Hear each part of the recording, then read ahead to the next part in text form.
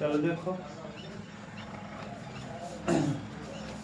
यहाँ देखिए उदाहरण आप देखेंगे साइन इनवर्स 1/√2 का मुख्य मान बताइए। उदाहरण से मैं देख रहा हूँ ना, उदाहरण नंबर 1 देखो, उदाहरण 1 है, एग्जाम्पल है, और इसका पहला क्वेश्चन दिया है कि साइन इनवर्स 1/√2 का मुख्य मान ज्ञात कीजिए। इसका मुख्य मान ज्ञात करना है। अब देखिए, मुख्य मान ज्ञात करने के लिए पहले आपको कुछ मान पता होने चाहिए, तब आप मुख्य मान ज्ञात कर पाएंगे, और नहीं तो फिर दिक्कत होगी आपको। जैसे देखो, 0 में 4 का भाग दे दो, यहाँ नीचे थोड़ा लिख रहे हैं, 0 में 4 का भाग दे दो, 1 में 4 का भाग दे दो, 2 में 4 का भाग दे दो, 3 में 4 का भाग दे दो, और 4 में 4 का भाग दे दो। तो ऐसी स्थिति में ये 0 डिग्री, 30 डिग्री, 45 डिग्री, 60 डिग्री और 90 डिग्री का मान प्राप्त हो जाता है। हाँ, 0 डिग्री को 0 ही लिखते हैं, 30 डिग्री को π/6 लिखते हैं, और 45 डिग्री को π/4 लिखते हैं, 60 डिग्री को π/3 लिखते हैं, और इसको लिखते हैं π/2। ये है 90 डिग्री को। हाँ, अरे यार, डिग्री को रेडियन बदलने का सूत्र होता है, 30 दिया है ना, तो यहाँ π/180 कर दो, π/180 कर दो बस, तो 0 0 कट जाएगा, 3 6। ऐसे ही यहाँ 30 60 है, 45 है, 45 इंटू π/180, 45 चौका 180, 4 आ जाएगा ना। हाँ, 180, क्योंकि 180 डिग्री होता है। 180 डिग्री एक चांदा का आधा रूप होता है, एक वृत्त का आधा रूप नहीं होता है चांदे पे, तो वही है। तो डिग्री को रेडियन में चेंज करने का नियम है, 180वां हिस्सा जो होता है वो दिखाता है। समझ गए बात है? तो अब अभी मैं बताऊंगा क्यों लिखा गया। अब जैसे यहाँ साइन आएगा, फिर कौन आएगा, कॉस, फिर tan, फिर काट, फिर सेक, और फिर कौन, कोसेक। साइन देखो, 0 का वैल्यू होता है 0, 0 में 4 का भाग देंगे 0 आएगा। 1/4, 1 किसी का वर्ग है 1 का, और 2 का वर्ग है 4, 2 से कटा देंगे तो 1/√2 हो जाएगा। ये 3 रूट से बाहर नहीं आ पाएगा, 4 2 का वर्ग है, बाहर निकल जाए, 4 से 4 कटाएंगे 1। अब ये इधर लिख देंगे, ये 1 यहाँ आ जाएगा, √3/2 हो जाएगा, 1/2 हो जाएगा, 1/2 आ जाएगा, और 0। इसमें इसका भाग देंगे तो tan का वैल्यू निकल आएगा। 1 में 0 का भाग देंगे, हाँ, 0/1 यानी 0, फिर यहाँ हो जाएगा, कट जाएगा, 2 से 2 क्या होगा, कट जाएगा, 1/√3, यहाँ पूरा कट जाएगा, 1 आ जाएगा, ये कट जाएगा, √3 आ जाएगा, और यहाँ इन्फिनिटी आ जाएगा, यहाँ अनंत हो जाएगा, ये √3 उतर जाएगा, यहाँ 1 उतर जाएगा, 1/√3 हो जाएगा, यहाँ 0 हो जाएगा। इसको उल्टा कर दो, सेक जो होता है कास का उल्टा होता है, तो कास को उल्टा कर दो, 1/1 1 हो जाएगा, ये 2/√3 हो जाएगा, ये √2 हो जाएगा, ये 2 हो जाएगा, और ये 1/0 यानी अनंत हो जाएगा। फिर यहाँ अनंत हो जाएगा, 2 हो जाएगा, √2 हो जाएगा, 2/√3 हो जाएगा, और कौन, 1 उतर जाएगा। बस ये है सबका मान, मैंने बना दिया। ऐसे एक निकालो, उसके बाद बन जाएगा। अब जरा ये देखो, मुख्य मान का मतलब होता है कि प्रांत की परिसर। इनवर्स में मुख्य मान का अर्थ होता है परिसर। इनवर्स में मुख्य मान का अर्थ होता है क्या, परिसर। अच्छा ये बताओ, साइन का जो परिसर होता है, साइन का जो परिसर यानी जो साइन, अगर हम इसको मान लें y के बराबर, किसके बराबर, y बराबर हो जाएगा, साइन y बराबर हो जाएगा, साइन y, ये देखो इनवर्स है, उस तरफ ले गए y हो गया, तो साइन y बराबर 1/√2 ना। हम इसको चाहें तो साइन y बराबर साइन 45 डिग्री, और मुख्य मान कहाँ है, और मुख्य मान का मतलब परिसर। और आप जानते हो साइन का जो परिसर होता है इनवर्स का, ये -π/2 से कहाँ होता है, -π/2 से π/2 के बीच में मान आना चाहिए, इससे ना ज्यादा आना चाहिए और न इससे कम। ये भी आएगा चलेगा, ये भी आएगा चलेगा। 90 से कम। अब देखो ये y रखेंगे, ये 45 डिग्री है तो y बराबर हो जाएगा, डिग्री में नहीं रखेंगे, रेडियन में रखेंगे। किसमें? रेडियन। अब 45 डिग्री का मतलब कितना? π/4। यही हो जाएगा इसका क्या? मुख्य मान। हो गया बस। 45 डिग्री न रख करके डायरेक्ट आप रेडियन में रखो π/कितना 4, क्योंकि ये कितने डिग्री का मान है? 1/√2 कितने का मान है? 45। बस ये है, सिंपल है। सवाल में एकदम दिलासा नहीं है, कॉन्सेप्ट ही अच्छा था बस।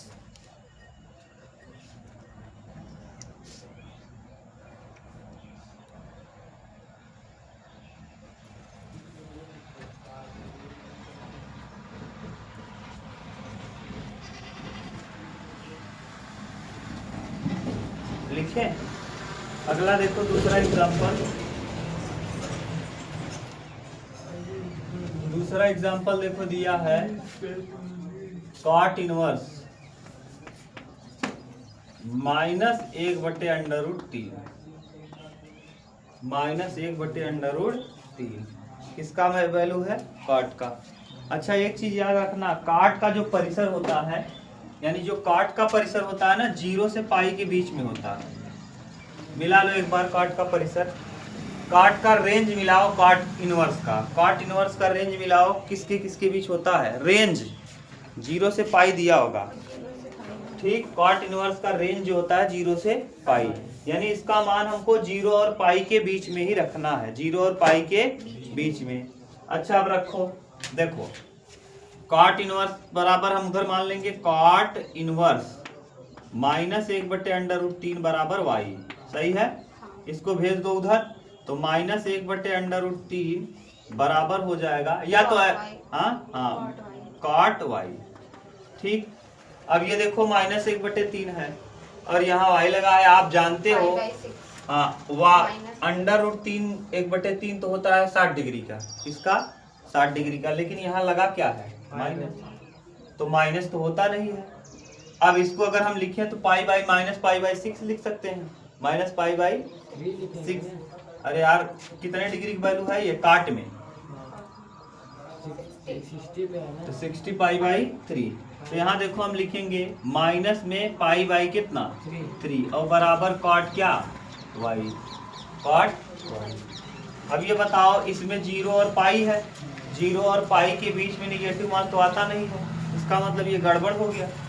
अब गड़बड़ हो गया तो ऐसा मान सोचो जो इसको माने निगेटिव ना करे और इन दोनों के बीच में आए, इन दोनों की क्या है? बीच में।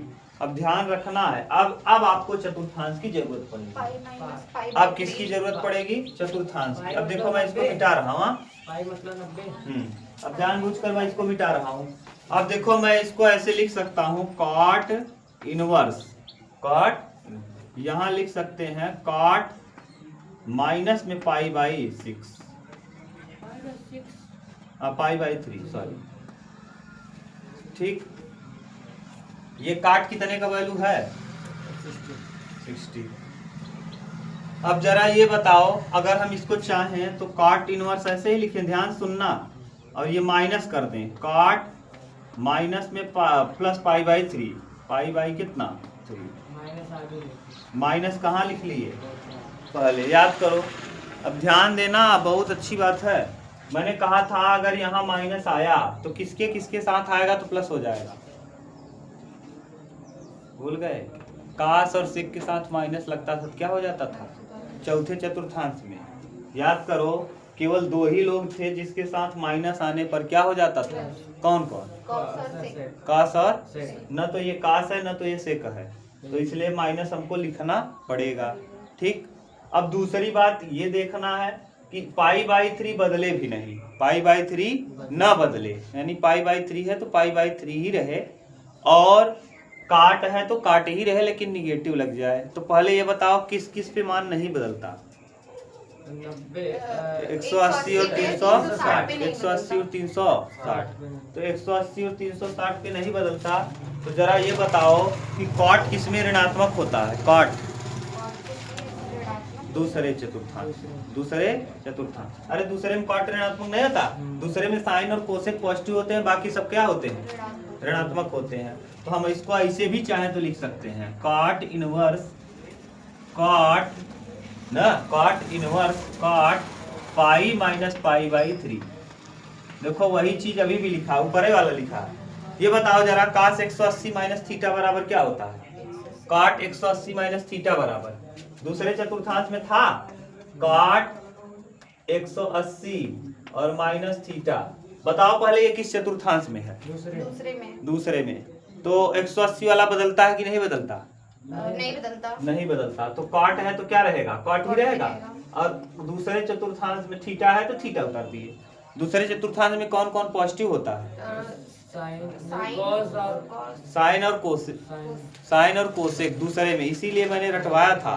साइन और कोसेक दूसरे चतुर्थांश में क्या होते हैं? पॉजिटिव होते हैं। या ना तो साइन है ना तो कोसेक है, तो क्या लग जाएगा? माइनस लग जाएगा। अगर इसी जगह पर 180 माइनस पाई बाई 3 रहता तो क्या हो जाता? सही है।